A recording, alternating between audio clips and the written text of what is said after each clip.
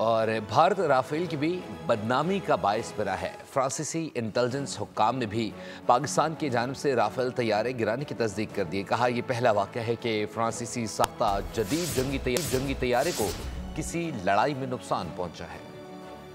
पाक फजाइया के शाहीनों ने तारीख रकम कर दी। पहली बार J-10C ने राफेल तैयारा मार गिराया। तारीख में पहली मर्तबा PL-15 मिसाइल से किसी तैयारे का शिकार किया गया। पाकिस्तान एयरफोर्स ने भारत के 3 राफेल तैयारे ढेर करके दुश्मन के गुरूर को निशाने इबरत बना दिया। फ्रांसीसी इंटेलिजेंस ने पाकिस्तान के दावे की तस्दीक कर दी। राफेल 10 टन वजनी ट्विन इंजन कसीरुल मकासिद 4.5 जनरेशन लड़ाका तैयारा है, जो फजाई जंग और जमीनी हमलों के लिए 30 मिलीमीटर कैनन, फजा से फजा में मार करने वाले मिसाइल, लेजर गाइडेड बम और क्रूज मिसाइल से लैस होता है। भारत फ्रांस से 36 राफेल तैयारे खरीद कर इस गलत फहमी का शिकार था कि वो पाकिस्तानियों के अज़्म को पसपा कर देगा, लेकिन शाहीनों ने एक बार फिर साबित कर दिया कि वो फजा के बादशाह हैं। हथियारों की बर्तरी से पाकिस्तानियों के जज्बे को मात नहीं दी जा सकती।